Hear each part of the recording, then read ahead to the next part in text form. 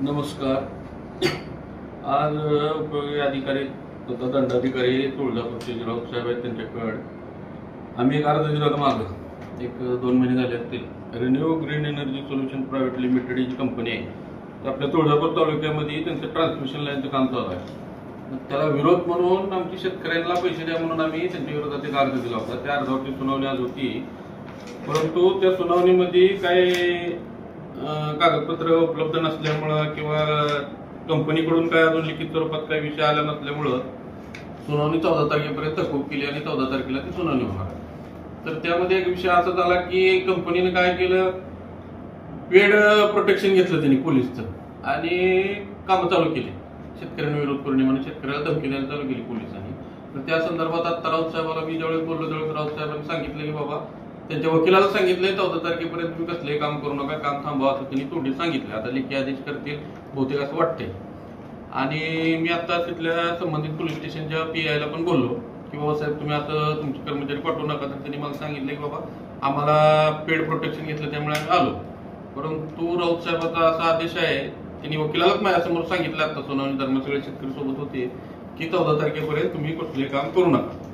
आणि असं त्यांनी आदेश दिला. 14 तारखेला पुढची सुनावणी आहे. तर आमचं असं म्हणणं आहे किंवा आमची अशी मागणी आहे पोलीस स्टेशनला की बाबा तुम्ही त्यांना सहकार्य करू नका त्या कंपनीला, आणि शेतकऱ्यांच्या बाजूने थोडंसं घ्या आणि शेतकऱ्याला दमदाटी करू नका, शेतकऱ्याच्या शेतामध्ये जाऊ नका. आणि त्या कंपनीला पण अजून एकदा आम्ही सूचना द्यायला लागलो की बाबा शेतकऱ्यांची जी मागणी आहे ती पूर्ण करा आणि तरच त्यांच्या शेतामध्ये टावर उभा करा.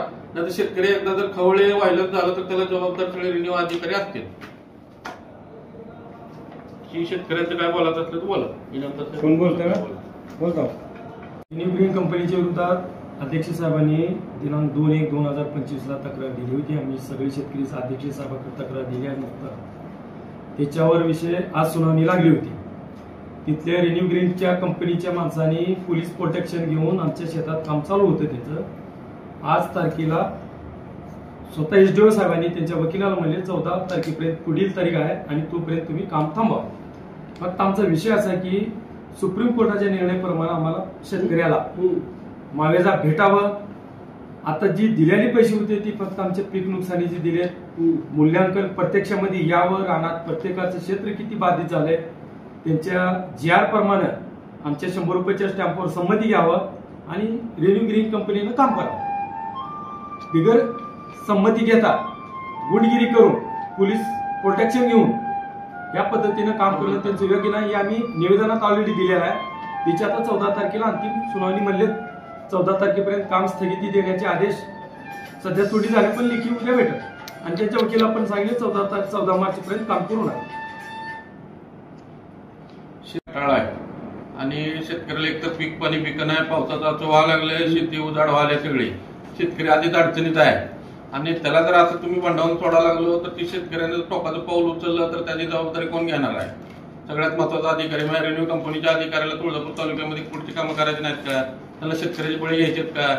त्याला बळी घेण्यासाठी शासनाने इकडे पाठवले का? आमच्या शासनाने एवढं मोठं रेड कार्पेट द्यायला, भरपूर पैसे द्यायला, त्यांना कामं करण्यासाठी सबसिडी द्यायला, मग आमच्या शेतकऱ्यांच्या जीवावर उठासाठी द्यायला का? शेतकरी संपला तर काय राहणार आहे? मग शेतकरी जागला पाहिजे, शेतकऱ्याला योग्य मार्ग दिला पाहिजे. आता हे जे मूल्यांकन केलेत ते स्पॉटवर जाऊन केलेत का नाही याची चौकशी निश्चित झाली पाहिजे आता काय. तर त्या संदर्भात पण आता मी एक पत्र देणार आहे. मूल्यांकन केलंय ते सगळे अधिकारी शेतात जाऊन केलंय किंवा नाही, शेतकरी तर म्हणतील आमच्या शेतात कोण आलं नाही, तर हे चुकीच्या पद्धतीने झालं असं मला वाटतंय. तर याची सहनिशा झाली पाहिजे. या संदर्भात मी आता नवीन जिल्हाधिकारी धाडाडीचे आले त्यांच्याकडे अर्ज देणार आहे. मी सगळे शेतकरी घेऊन मी 1-2 दिवसामध्ये कलेक्टर साहेबांकडे जाणार आहे आणि या विषयामध्ये त्यांना आता मार्ग काढायला लावणार आहे किंवा त्यांना विनंती करू आम्ही मार्ग काढा, शेतकरी जागला पाहिजे. आणि शेतकऱ्यांनी टोकाचं पाऊल उचललं. आधी ते कर्जबाजारीपणामुळे आत्महत्या वाढल्या, पुन्हा या पॉवरच्या रिन्यू पॉवरच्या टावरच्या संदर्भात पुन्हा आत्महत्या झाल्या तर त्याला जबाबदार कोण राहणार आहे? रिन्यू कंपनीवाले जातील निघून आणि शेतकऱ्यांचा जाईल ना, त्याचं घर प्रपंच सगळं उद्ध्वस्त होईल ना. मग त्याच्यामुळं त्या कंपनीला पण इशारा आहे माझा की बाबा तुम्ही योग्य मावेजा द्या. तुम्ही काय म्हणजे इथे काय दानधर्म करण्यासाठी आलेले नाही, तुम्ही पैसे कमवण्यासाठी आले, फुकट आलेले नाहीत तुम्ही. आणि तुम्ही लोकांना दशबल करू नका की सरकारचं काम आहे ते काम आहे, आपलं काय नाही, प्रायव्हेट काम आहे. सवलत देईल तुम्हाला सरकार, तुम्ही काम करावलं म्हणून पर्यावरणपूर्वक सर्व सवलत देणार, पण तुम्हाला असं दाखतपर्चा करा असं सरकारचा आदेश नाही. त्यामुळे तुम्ही असं खोटं नाटक सांगून शेतकऱ्याला लोबडू नका, संमती घेतली तर कुणाचंही काम करू नका. आणि पोलीस बांधवाला पण माझी विनंती आहे, शेतकरी बांधव तुमचाच आहे, त्याच्यात त्याची काळजी घ्या. तो जगला तरच तुम्हाला सगळ्याला सगळं हे होणार आहे, नाहीतर काय होणार नाही. टाळ आहे आणि शेतकऱ्याला एक तर पीक पाणी पिकं नाही, पावसाचा व्हावं लागले, शेती उजाड व्हायला सगळी. शेतकरी आधीच अडचणीत आहे आणि त्याला जर असं तुम्ही बंडावून सोडायला लागलो तर ती शेतकऱ्याने टोकाचं पाऊल उचललं तर त्याची जबाबदारी कोण घेणार आहे? सगळ्यात महत्वाचा अधिकारी म्हणजे रेव्हेन्यू कंपनीच्या अधिकाऱ्याला तुळजापूर तालुक्यामध्ये पुढची कामं करायची नाहीत का? त्याला शेतकऱ्याची बळी घ्यायचेत का? त्याला बळी घेण्यासाठी शासनाने इकडे पाठवले का? आमच्या शासनाने एवढं मोठं रेड कार्पेट द्यायला, भरपूर पैसे द्यायला, त्यांना कामं करण्यासाठी सबसिडी द्यायला, मग आमच्या शेतकऱ्याच्या जीवावर उठासाठी द्यायला का? शेतकरी संपला तर काय राहणार आहे? मग शेतकरी जागला पाहिजे, शेतकऱ्याला योग्य मुआवजा दिला पाहिजे. आता हे जे मूल्यांकन केलेत हे स्पॉटवर जाऊन केलेत का नाही याची चौकशी झाली पाहिजे आता काय. तर त्या संदर्भात पण आता मी एक पत्र देणार आहे, बाई मूल्यांकन जे केलंय ते सगळे अधिकारी शेतात जाऊन केलं किंवा नाही, शेतकरी तर म्हणतात आमच्या शेतात कोण आलं नाही, तर हे चुकीच्या पद्धतीने झालं असं मला वाटतंय.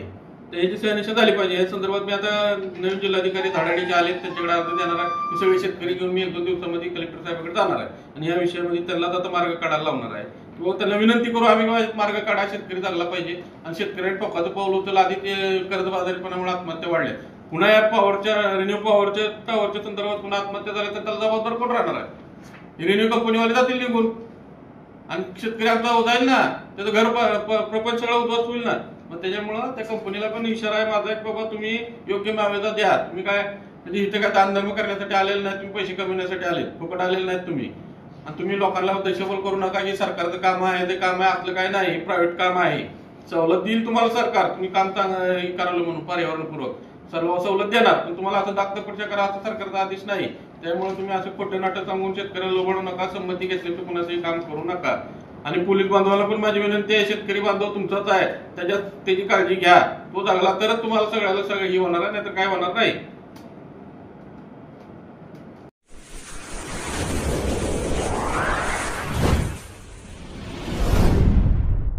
वीर महाराष्ट्र न्यूज चॅनलला लाईक आणि सबस्क्राईब करा. धन्यवाद.